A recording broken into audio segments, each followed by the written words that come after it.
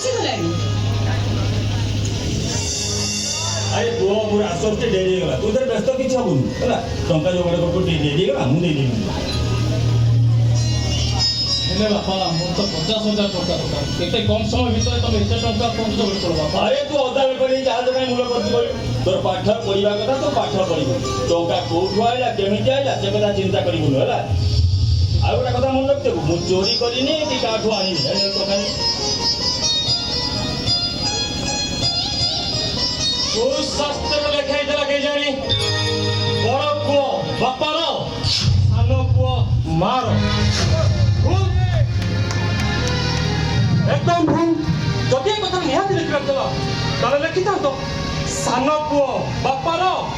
ବଡ଼ ପୁଅ ହଁ ଦବନ କଥାଟା ବାଧିଗଲା ନୁହଁ ହଁ ଅପ୍ରିୟ ସତ କଥା ସମସ୍ତଙ୍କୁ ବାଧେ ତମକୁ ବାଧିଗଲା ମୁଁ କଣ କରିବି କି ସତ କଥା କହୁଛୁ ତୁ? ସେ ବଡ଼ ପୁଅ ହଉଛି ମୁଁ ହଉଛି ସେ ବିଜ୍ଞାନ ପଢଉଛୁ ସେଠି ଠିଆ ତାକୁ ପଚାରି ବୁଝ ବିଜ୍ଞାନରେ ଗୋଟେ କଥା ଲେଖା ହେଇଛି ପ୍ରତିକ୍ରିୟାର ସମାନ ବିପରୀତ ପ୍ରତିକ୍ରିୟା ଅଛି ତାମାନେ ତମେ କହୁଛ ବାପା କ'ଣ ତମକୁ ଅବହେଳିତ କରିଛନ୍ତି ଆରେ ଅବହେଳିତ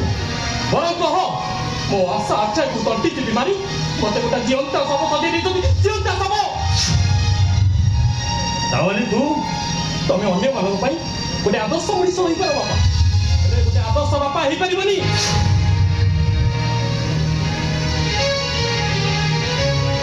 ତାହେଲେ ମୁଁ କ'ଣ ତମେ ଅନ୍ୟାୟ କରିଛି ନା ନୁହଁ ଯୋଉ ବାପା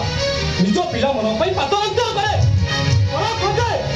ଆଧାର ବାଣ୍ଟିବା ବେଳେ କ'ଣ ବେଶୀ କରେ ସେ କେବେ ବାପା ହେବାର ଯୋଗ୍ୟ ନୁହଁ କ'ଣ କହିଲୁ ତୁ?